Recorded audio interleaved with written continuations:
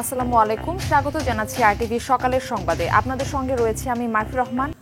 পাকিস্তানের বিভিন্ন স্থানে ক্ষেপণাস্ত্র হামলা চালিয়েছে ভারত। এতে 2 শিশুসহ নিহত হয়েছে অন্তত 8 জন। জবাবে পাল্টা হামলায় নিহত হয়েছে 3 ভারতীয়। এই ঘটনায় নিন্দা ও উদ্বেগ জানিয়েছেন যুক্তরাষ্ট্রের প্রেসিডেন্ট ডোনাল্ড ট্রাম্প এবং জাতিসংঘের মহাসচিব অ্যান্তোনিও গুতেরেস। উভয় দেশের কাছ থেকে সর্বোচ্চ মাত্রার সংযত আচরণের আহ্বান জানিয়েছেন তিনি। ইমতিয়াজ আহমেদের রিপোর্ট।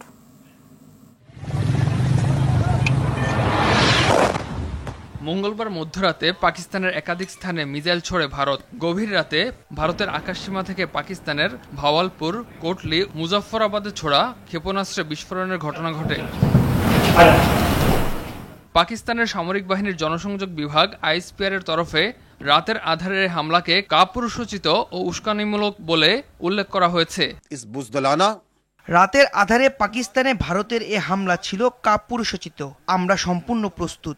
সঠিক সময় ও স্থানে এর যথাযথ জবাব দেয়া হবে। জবাবে তাৎক্ষণিকভাবে নয়াদিল্লির বিরুদ্ধে পাল্টা হামলা চালায় ইসলামাবাদ। এতে ভারতের 5টি যুদ্ধবিমান ভূপাতিত করার দাবি জানিয়েছে দেশটি। এছাড়া কয়েকজন ভারতীয় সেনাকে যুদ্ধবন্দী হিসেবে আটকের কথাও জানায় পাকিস্তানের প্রতিরক্ষামন্ত্রী খাজা আসিফ।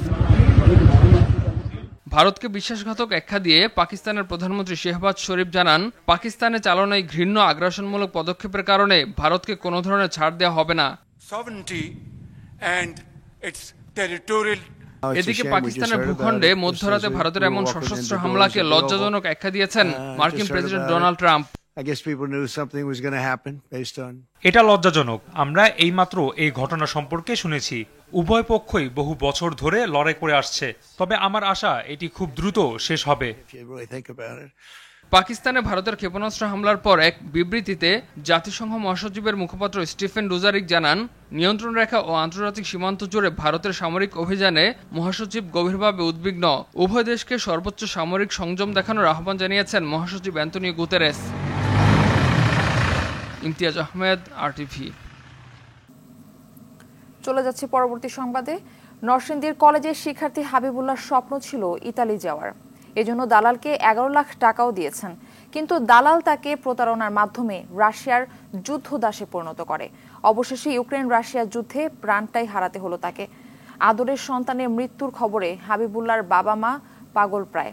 নূরে আলম রনির প্রতিবেদন, বিস্তারিত জানাচ্ছেন লামিয়া তানজিন মাহমুদ। নরসিংদীর শিবপুর উপজেলার খাসিরদিয়া গ্রামের সন্তান হাবিবুল্লাহ 2023-24 শিক্ষাবর্ষে শিবপুর শহীদ আসাদ কলেজ থেকে এইচএসসি পাশের পর থেকেই স্বপ্ন ছিল ইউরোপ যাওয়ার। এজন্য গ্রামের এক দালালের সঙ্গে 15 লাখ টাকায় চুক্তিও হয় তার। 11 লাখ টাকা দেওয়ার পর তাকে নিয়ে যায় রাশিয়ায়, যেখানে প্রতারণার মাধ্যমে দালালরা তাকে যুদ্ধদাস হিসেবে বিক্রি করে দেয়। 2024 সালের ডিসেম্বর মাসে দালালরাই হাবিবুল্লাহকে নিয়ে যায় সৌদি আরবে, যেখানে 2 মাস রেখে তুরস্ক হয়ে রাশিয়া নিয়ে সেখানে সেনাবাহিনীর হাতে তুলে দেয়। যুদ্ধের প্রশিক্ষণ দিয়ে হাবিবুল্লাহকে পাঠানো হয় ইউক্রেন রাশিয়ার যুদ্ধক্ষেত্রে। আমি যুদ্ধের দিকে রওনা দিছি, অসুবিধা নাই। আর বিশেষ করে আব্বু আর মা দালালদের প্রতারণা টের পেয়ে তাকে ফিরিয়ে আনতে গত মাসে প্রবাসী কল্যাণ ও বৈদেশিক কর্মসংস্থান মন্ত্রণালয়ে আবেদনও করে হাবিবুল্লাহর পরিবার। আমি একটা বোমার হামলা খাইছি, হামলা খাওয়ার পর 5 কিলোমিটার দূরে আর কি যাই আমি ফোন দিছি তোমাদেরকে, আমার অবস্থা খুব খারাপ, আজকে যাবতীয় আমাকে 3 দিন ধরে কোনো খাবার পানি দেয় না, খালি কিনো মতন বাইচে আছে, আমারে ভাই তোমরা বাঁচাও। খুব নম্র ভদ্র ছিল এই ছেলেটা, যে বিদেশ যাইব আমরা কল্পনা করি।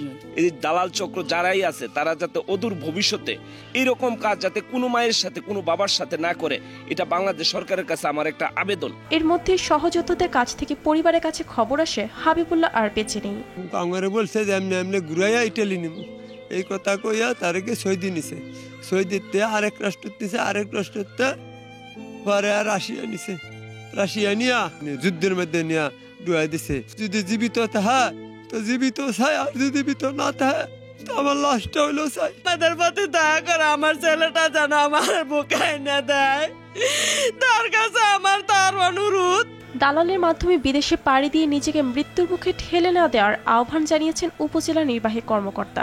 সরকারিভাবে কিন্তু খুব সুন্দর উপায়ে, পরিচ্ছন্ন উপায়ে কিন্তু যাওয়ার বিধান রয়েছে এবং যাওয়ার সুযোগ রয়েছে। আমাদের সবার একটু সচেতন হতে হবে যে যাতে আর কোনো মায়ের কোল খালি না হয়। হাবিবুল্লাহর মরদেহ ফেরত আনা এবং প্রতারণার মাধ্যমে মৃত্যুর মুখে ঠেলে দেওয়া দালালদের বিরুদ্ধে কঠোর ব্যবস্থা নেওয়ার দাবি জানান স্বজনরা। Lamia Tangier Mahmud, RTV। Cyber জগতের অপব্যবহারের কারণে প্রায় নানা হুমকির মুখে পড়ছে মানুষ। সম্প্রতি এক তরুণী রাস্তায় দুর্ঘটনার শিকার হলে তার ছবি ফেসবুক দিয়ে দোয়া চান স্বামী। মুহূর্তেই সাইবার অপরাধীরা সেই ছবি ভুলভাবে উপস্থাপন করে পোস্ট দেয় দেশি বিদেশি পেজগুলোতে। ভুক্তভোগী ঘটনার সত্যতা প্রকাশ করলে দেয়া হয় হুমকিও। তরুণীর দাবি, অভিযোগ জানালেও প্রশাসনের কাছ থেকে এখনো কোনো সহায়তা পাননি। সাইবার বুলিং নিয়ে সাদিয়া কানিজের 2 পর্বের প্রতিবেদনের আজ দেখুন প্রথম পর্ব। 18 এপ্রিল মিরপুরে দৈনন্দিন কাজ সেরে বাড়ি ফেরার পথে এক স্কেটারের সঙ্গে ধাক্কা লাগে আদ্রিতার। চশমার কাঁচ ভেঙে চোখে ঢুকে মারাত্মক আহত হন তিনি। 7-5 না ভেবেই তার স্বামী ক্ষতের ছবি শেয়ার দেয় নিজের ফেসবুক ওয়ালে। সেই ছবির অপব্যবহার করে সাইবার অপরাধীরা। স্বামীর হাতে অত্যাচারের শিকার হয়েছেন তিনি, এমন ক্যাপশনে অপতথ্য ছড়ায় বিভিন্ন পেজ। বাংলাদেশের সংখ্যালঘু অত্যাচার হচ্ছে, এমন ক্যাপশনেও বিদেশি বিভিন্ন পেজে শেয়ার দেয়া হয়। ভাষাটা জাস্ট সহ্য করার মতো না। এমন অনেক বিচ্ছিরি কথা বলতেছে, বিচ্ছিরি ভিডিও, তারপরে ছবি, এগুলো পাঠাচ্ছে। আমি যত লিভ নেই, ব্লগ দেই, নতুন আইডি খুলে তারা আমার সাথে এগুলো রীতিমতো করে যাচ্ছি। ভুক্তভোগী ঘটনার সত্যতা প্রকাশ করে পাল্টা পোস্ট দেওয়ার পর থেকে শুরু হয় হুমকি। ভুক্তভোগীর স্বামী স্ত্রী দুজনেই জুলাই গণঅভ্যুত্থানে বৈষম্য বিরোধী ছাত্র আন্দোলনের হয়ে সম্মুখ সারিতে থেকে আন্দোলন করেন। তবে অভিযোগ করেন, এ ঘটনার পর প্রশাসন বা বৈষম্য বিরোধী কারো কাছেই তেমন সহায়তা পাননি তারা। যখন দেখলাম যে থানা থেকে এটা নিয়ে কোনো স্টেপ নিচ্ছে না, তো নিজেরা বাধ্য হয়ে সাইবার কন্ট্যাক্ট নাম্বারে কল দেওয়ার পর কথা বললাম। তো তারা বলে যে এটা তো থেমে যাবে, আপনি এটা নিয়ে আপনি অফ যান, এটা নিয়ে কিছু বললেন না, দেখবেন 1 মাস পর সবাই ভুলে গেছে, এগুলা কেউ মনে রাখে না, বাদ দেন, এটা বলে ফোন কেটে দিচ্ছে। সামাজিকভাবে, পারিবারিকভাবে এই বিষয়টা নিয়ে একটা সমস্যার সম্মুখীন হচ্ছে। এই সমস্যা যাতে না হয়, এই সমস্যা থেকে আমরা পরিত্রাণ পেতে চাই। বৈষম্য বিরোধী ছাত্র আন্দোলনের নারী নেত্রী উমামা ফাতিমার অভিযোগ, প্রশাসন সাইবার অপরাধকে হালকা করে দেখছে। আইনের মাধ্যমে সেটা তো নিয়ন্ত্রিত হওয়ার কথা, বাট আইন কি আমাকেও সুরক্ষা দিতে পারছে? পুলিশকেও সুরক্ষা দিতে পারছে? বা গভর্নমেন্টের কাছে গেলে কি তারা প্রপার সুরক্ষাটা দিতে পারছে? আমরা তো সেটা দেখছি না। তো যেহেতু আমরা ওভারঅল এখানে একটা শিথিলতাটা দেখি, তাই আমাদের পক্ষেও এই বিষয়ে প্রপার সাজেশন দেয়া, প্রপার একটা গাইডলাইনের মধ্যে নিয়ে আসা, এটা আমাদের জন্য অনেক ক্ষেত্রে সম্ভব হয় না। এটা আমি নিজেও খুব সরি ফিল করি, বাট এটা হতে বাস্তবতা, যেটার মধ্যে আমি নিজেও আছি এবং আরো অনেক মেয়েকে এটা ফেস করতে হচ্ছে। তবে পুলিশ বলছে, সাইবার অপরাধীদের ধরতে আইন শৃঙ্খলা বাহিনীর তৎপরতা অব্যাহত রয়েছে। প্রযুক্তির উৎকর্ষতার সাথে সাথে নতুন বিভিন্ন অ্যাপ তৈরি হচ্ছে এবং বিভিন্নভাবে মানুষকে অনেক সময় হয়রানি করা হচ্ছে। তো এই ক্ষেত্রে আমরা প্রথমত বলবো, আপনারা যখন কোনো একজন স্ট্রেঞ্জারের কাছে কোনো মেসেজ পান, সেটা ওভারলুক করার চেষ্টা করবেন। আমরা চেষ্টা করছি মানুষকে আইনি সেবা দেওয়ার জন্য এবং যারা অপরাধী তাদেরকে আইনের আওতায় নিয়ে আসার জন্য। ব্যক্তিগত তথ্য আদান প্রদানে সবার সচেতনতা বাড়ানোর পরামর্শ পুলিশের এই কর্মকর্তার। কি ধরনের তথ্য শেয়ার করবেন এ ব্যাপারে অবশ্যই সচেতন হতে হবে। সাদিয়া কানিজ, RTV, ঢাকা। একদিকে মাছের আকাল আর অন্যদিকে ঋণের বোঝা, যেন উভয় সংকটে শরীয়তপুরের জেলেরা। 2 মাসের নিষেধাজ্ঞার পরও নদীতে ইলিশের দেখা না পাওয়ায় হতাশ তারা। অভিযোগ রয়েছে, নিষেধাজ্ঞার সময়ও মাছ শিকার করেন অনেক অসাধু জেলে। আর স্থানীয় মৎস্য কর্মকর্তা বলছেন, পদ্মা মেঘনায় পানির চাপ কম থাকায় এই সংকটের সৃষ্টি। শরীয়তপুর থেকে আসাদ গাজীর পাঠানো তথ্যচিত্রে বিস্তারিত জানাচ্ছেন আব্দুল হামিদ। শরীয়তপুরের জাজিরা, নড়িয়া, ভেদরগঞ্জ ও গোসাইরহাট উপজেলায় পদ্মা মেঘনার অন্তত 80 কিলোমিটার অভয়াশ্রম থেকে শিকার করা হয় ইলিশ। অথচ এই অঞ্চলে মাছ শিকারে নেমে একরাশ হতাশা নিয়ে তীরে ফিরছেন জেলেরা। নিষেধাজ্ঞা শেষে অনেক আশা নিয়েই নদীতে জাল ফেলেছিলেন তারা। অভিযানের সময় পুলিশে টাকা খায়া জাল বাইতে দেয়। এখন আমরা গাঙ্গ নামছি, এখন আমরা মাছটা পাইতে আছি না। ইলিশ মাছ এখানে নাই বলতে চলে, একবারে নাই। খেয়েও দিলে হুদো আহে, কোনো খেয়ে একটা আহে, কোনো খেয়ে দুটা আহে, আবার একবারে হুদো জায়গা। অনেক জেলের অভিযোগ নিষেধাজ্ঞার সময় প্রশাসনের সহযোগিতায় মাছ শিকার করেছেন অসাধু জেলেরা। মাছ কিছু নাই, সরকারিভাবে কিছু পাইতেছি না। আমরা যে এখন নদীতে আইছি, এখন নদীতে মনে করেন মাছ নাই, 8-10 হাজার টাকা খরচ করে যাই, 1,000 টাকা বেচতে পারি না। অনেক আইসি জাল বাইতে অনেক মাছ নাই। আর এই মাছের যা ভাই সরকারিভাবে যা জিনিস দেয় তা আমাকে পোষে না। নড়িয়া উপজেলা মৎস্য কর্মকর্তা বলছেন, নাব্যতা সংকট, অনাবৃষ্টি ও বর্ষার পানির চাপ কম থাকায় পর্যাপ্ত ইলিশ মাছ পাওয়া যাচ্ছে না নদীতে। আর প্রচুর বৃষ্টি এবং বর্ষার পানি আসার সাথে সাথে ইলিশের উৎপাদন অনেকাংশে বেড়ে যাবে এবং জেলেরা ইলিশ মাছ পাবে বলে আমরা আশা ব্যক্ত করছি। নদী থেকে ইলিশ শিকার কমে যাওয়ার প্রভাব পড়েছে জেলার মৎস্য আড়তগুলোতেও। সরবরাহ কম থাকায় বেড়েছে দাম। তবে আসন্ন পূর্ণিমায় নদীতে পানি বাড়লে ইলিশের খরা কাটবে বলে আশা জেলেদের।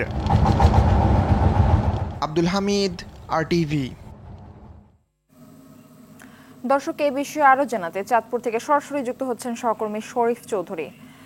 শরীফ, ভারতের সঙ্গে মিল রেখেই তো নিষেধাজ্ঞা দেওয়া হয়েছিল, তারপরও কেন নদীতে ইলিশ মাছ নেই? জেলেরা তাহলে কেমন আছেন, কি বলছেন তারা, জানাবেন বিস্তারিত। মারফিদ, আপনি যেমনটি বলছিলেন, আসলে 2 মাস নিষেধাজ্ঞার পর আজ 1 সপ্তাহ অতিবাহিত হচ্ছে। চাঁদপুরের পদ্মা মেঘনায় কোনো ক্রমেই মাছ পাওয়া যাচ্ছে না, ইলিশ মাছ পাওয়া যাচ্ছে না।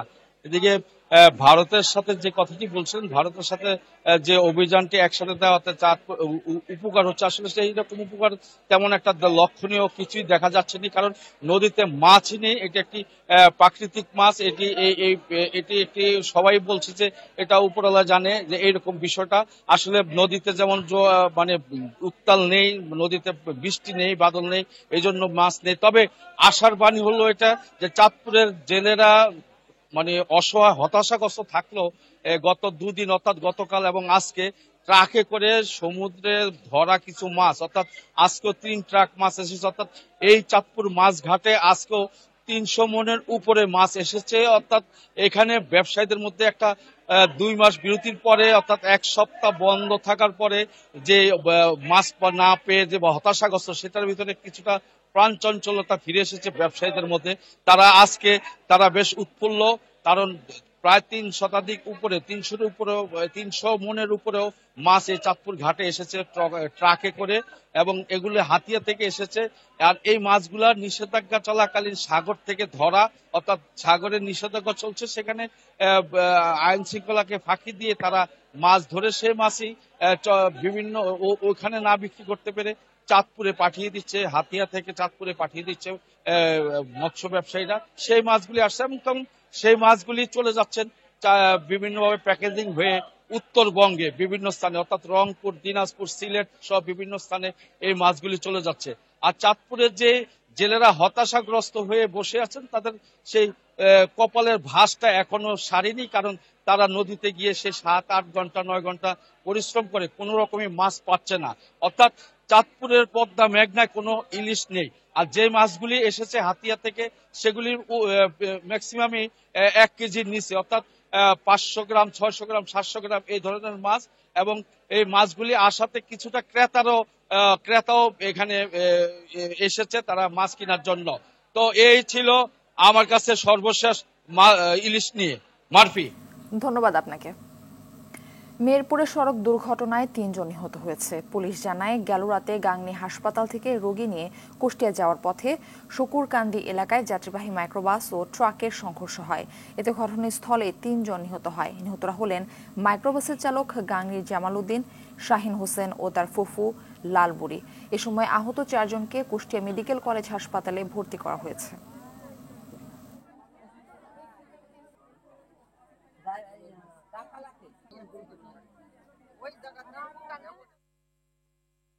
ঢাকা চট্টগ্রাম মহাসড়কের সীতাকুণ্ড মিরসরাই অংশে 66 কিলোমিটারে দুর্ঘটনা থামছেই না। গত 3 মাসে নগরের সিটি গেট থেকে মিরসরাই পর্যন্ত অংশে হাইওয়ে পুলিশের হিসাবে দুর্ঘটনা ঘটেছে 32টি।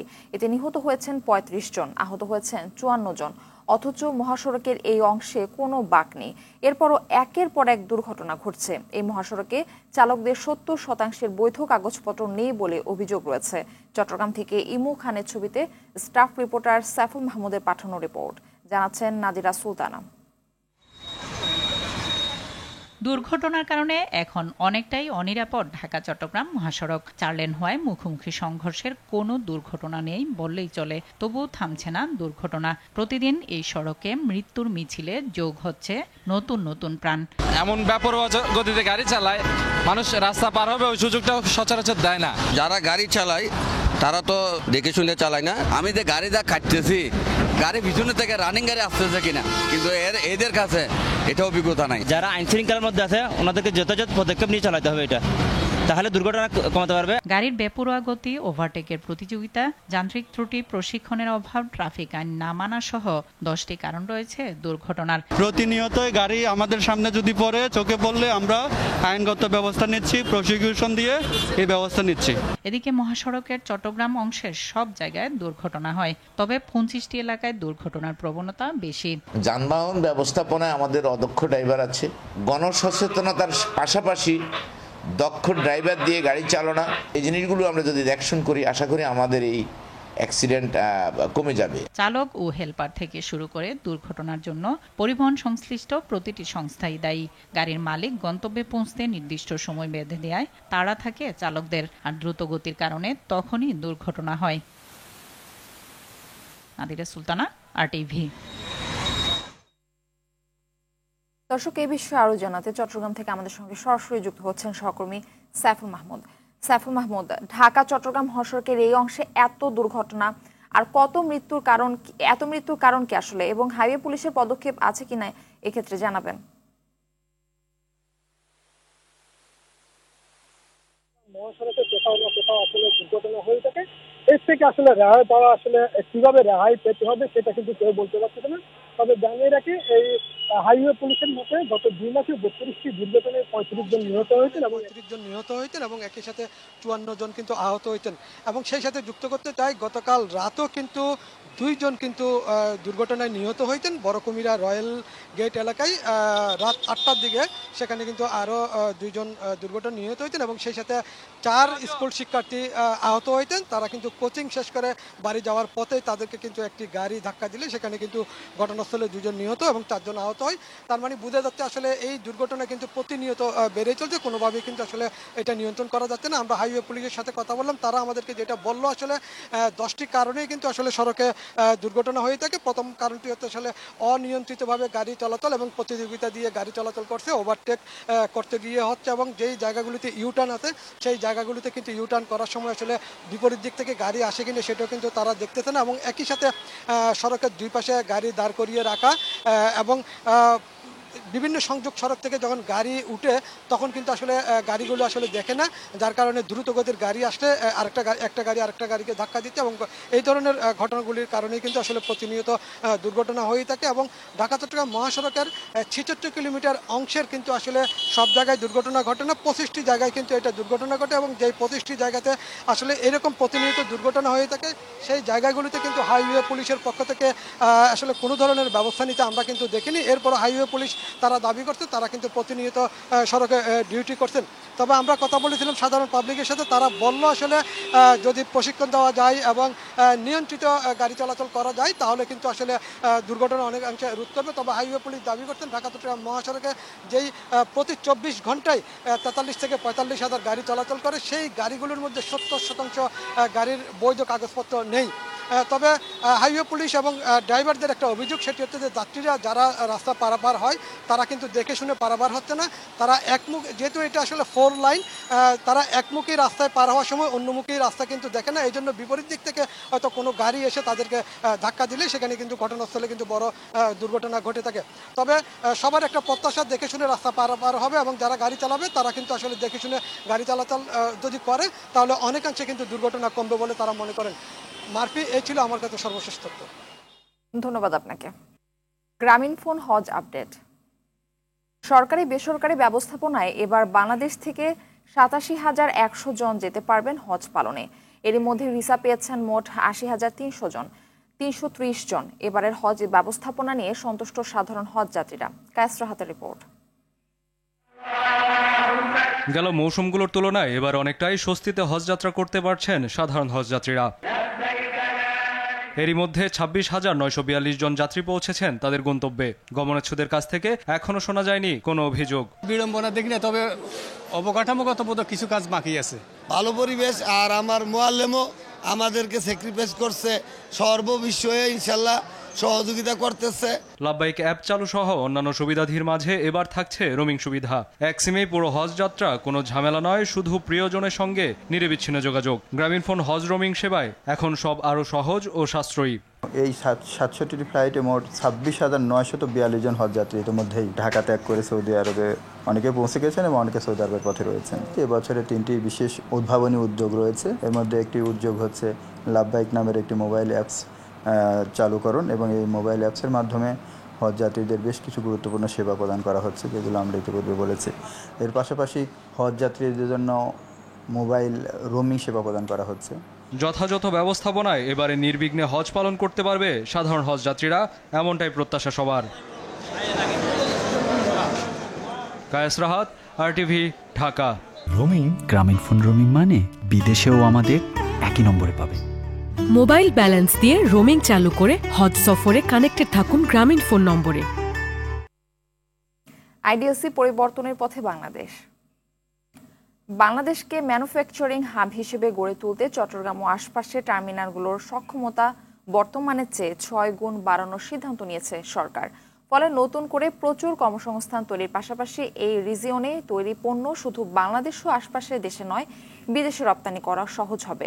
সম্প্রতি চট্টগ্রাম সার্কিট হাউসে সাংবাদিকদের এই তথ্য জানিয়েছেন প্রধান উপদেষ্টা প্রেস সচিব শফিকুল আলম। বলেন, বন্দরের সক্ষমতা বাড়াতে বিদেশি কোম্পানিগুলোর সঙ্গে কথা বলছি। চট্টগ্রাম ও আশপাশের টার্মিনালগুলোর সক্ষমতা 1.27 মিলিয়ন TEU কন্টেইনার থেকে 2030 সালের মধ্যে 78,60,000 TEU নেওয়ার পরিকল্পনা এগোচ্ছে সরকার।